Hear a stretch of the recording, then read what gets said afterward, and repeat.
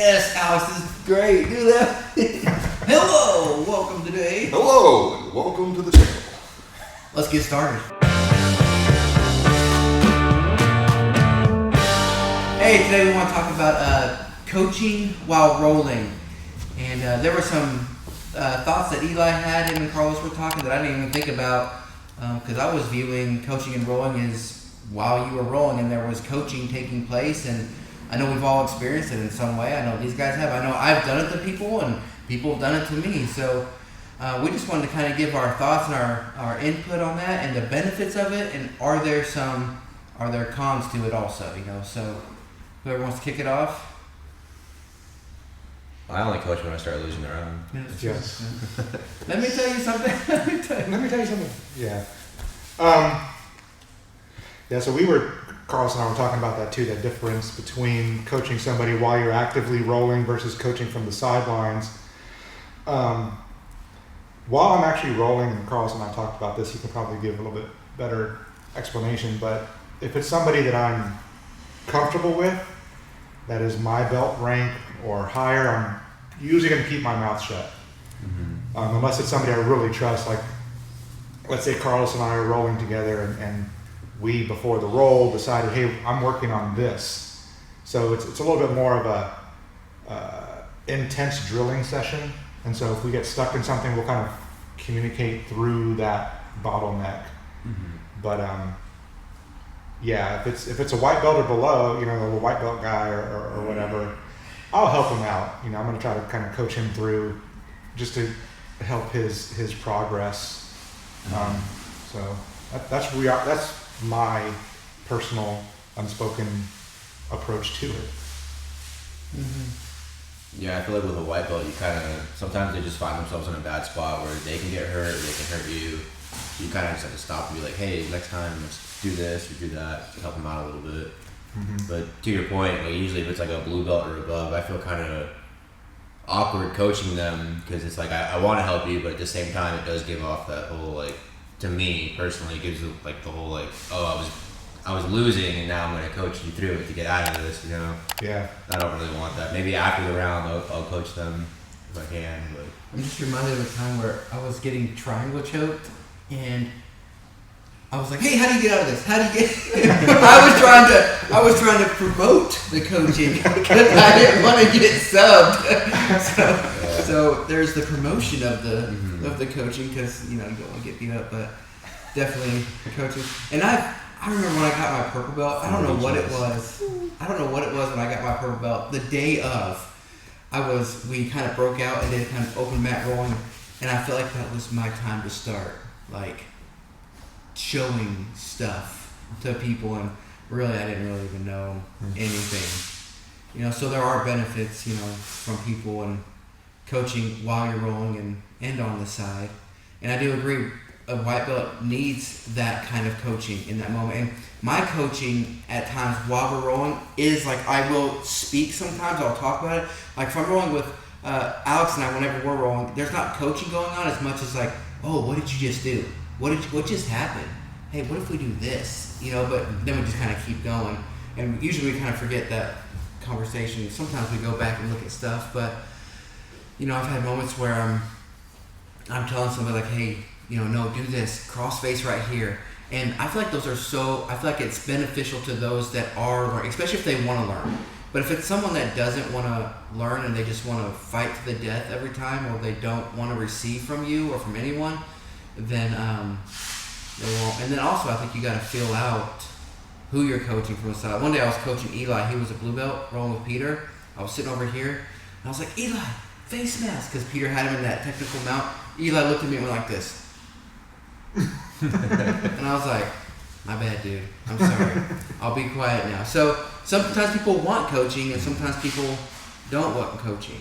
You know, and I think it might determine who you're rolling with, the style of coaching. Maybe some people like to be talked to and some don't. One thing that I've been doing with people is if it's a blue or white, if they get into a spot where I'm like, dude, I'm about to enter into a leg entanglement right now, I'll grab their leg and I'll shake it like this just to let them know, like, hey, I need you to be aware this is where I'm going right now. You keep giving this to me, and I'll keep grabbing it and I'll move it. Or if I grab their arm, I'll kind of shake their arm to let them know that this is in danger. So that's also a form of coaching is, grab and hold whatever limit is and kind of give them a little jiggle. Let that person know that, that's what you're about to attack. So. Yeah, I think that's good. I'm not much of a coach. I don't really give much coaching in a round. I think I prefer to just beat them up. Yeah. But I think part of that is I prefer when people just beat me up, and so some of it is just kind of responding to the situation from how I have benefited more. I would rather somebody. Some people will, you're rolling and they'll don't do that or I'm going to do this. Mm-hmm. I would rather them just do it. And let me feel, you're right, I was off balance, sweep me. Mm-hmm. And then it is helpful to say, that's because you put your hand over here, you should have put it on the hip or whatever the situation might be. And so I'm kind of more in that line of how I handle white belts. I'll usually just, kind of like what you're saying, I'll grab their leg, I'll go, but then I'm going to send it and let them feel getting swept. But maybe I'll just reset back to guard and let them come up and keep playing. So I'm not trying to beat somebody, but I feel personally, I prefer to teach from kind of showing and then maybe after the fact be this is what I did. That's good. Yeah, that's a really good point because if you think about back when we were white belts, right, how much of it were we actually hearing? Mm-hmm. During the roll, it's just all you hear is your own heartbeat and breathing. It's a blur. Yeah, it's just a blur. So you can probably which now that you say that, that probably explains a lot of times when I'm trying to help a white belt why I got to say it 4 or 5 times. Yeah. Just to break through that fog of they're just tunnel vision. Yeah. But you're also everything. Yeah, but they will in those moments respond to the physical versus the verbal.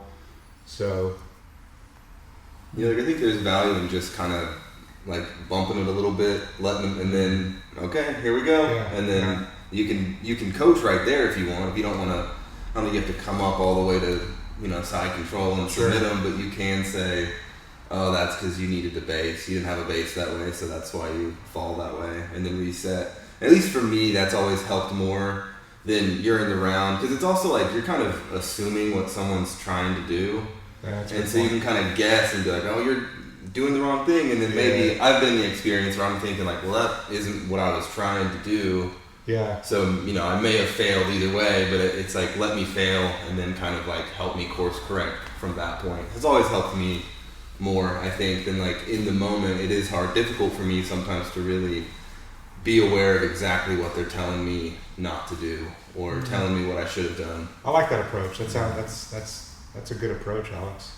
More of a let him touch the stove a little bit. Yeah. Mm-hmm. Then you can feel it because I also think that's even still in my jiu-jitsu. I think I feel way more than I really could articulate or know exactly what I'm doing. I think that comes from being swept a lot, giving up your back a lot, getting choked a lot. That's how you kind of figure it out. Yeah. Well. Uh-oh. Even what you said about, someone's walking you through, say, hey, put your foot here, put your hand here, and it's not that you don't appreciate those moments, but if the whole round is that happening, it can kind of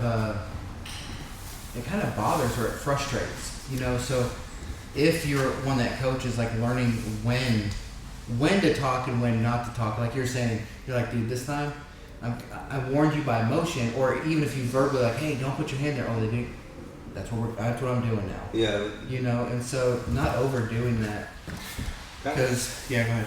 Oh no, I'm just still reeling from Alex's approach because that's it's enlightening for me because when I work with my daughter, for example, we're working on her reading. If I correct a word that she mispronounces in the middle of it, once or twice she'll be okay. She'll let me slide with it, but by the 3rd time she'll start getting frustrated. Yeah. And then I don't want to do this anymore. And so you've helped me outside the mat. Thanks, man. I'm gonna start approaching that. But yeah. I gotta bring it up because I'm thinking about when Eli first started. He used to always pop up on his leg this every time, and I would always hook under it. But eventually, I didn't, and I don't even know if I think I said it a few times, but then after a while I was just hooking it, and then it stopped. And then but that's what's interesting about jiu-jitsu is you learn from something happening over and over again. Maybe coaching is happening even with what you're saying. It's happening even without words or jiggling the arm. It's kind of taking place in the moment where, like last week, I was like, I'm tired of your arm locks. I know you've been tired of them for a while, but all of you have adjusted to C-grips in my armpits, and I can't attack your arm. So coaching is taking place even without words. Teaching is taking place, and I didn't even know it was even happening. It was naturally happening, you know. So, yeah, good stuff. I'm going to change my approach a little bit. I'm going to stop talking so much when we're rolling. Yeah. So, See how it helps. yeah, it might help. It might help me more too. You know, just let the whole flow go instead of trying to focus on how to correct them. Mm-hmm. You know? And also, you guys brought about not coaching, you know, people that are your same rank or upper belt. But I'll tell you, there are some upper belts that want to learn.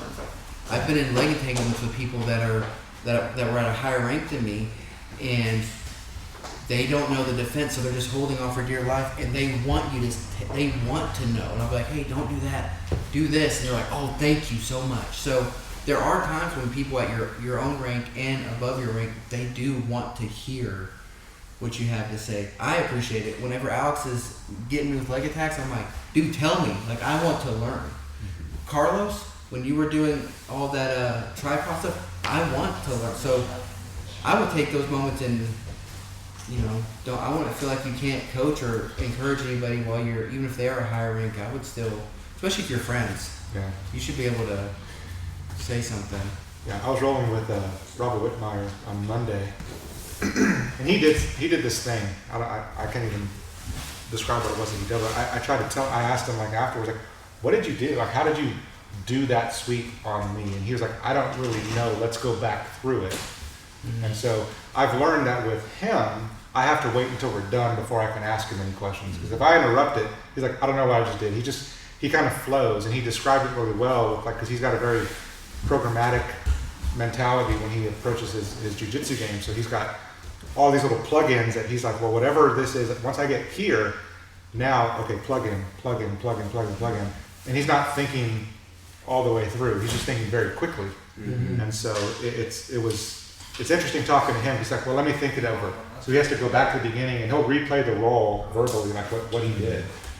And so that's just another thing, right? Like knowing who your training partner is, knowing whether or not, like, yeah, I can interrupt us in the middle of a roll, say, how did you do that real quick? And we got no problem working it out. But I've learned that if I did that with Whitmire, he's like, that's another good coaching skill, like being able to stop and go, oh, how did I do that? Let me think, and being able to coach someone back there and remembering those things. So. Yeah. All right, we hope you enjoyed. Until next time. Peter, I didn't know you were coming today. You guys should ask me for advice. What I like to say in the middle of a roll is, if you start beating me, I was just being playful. Well, we said that earlier. We said that earlier.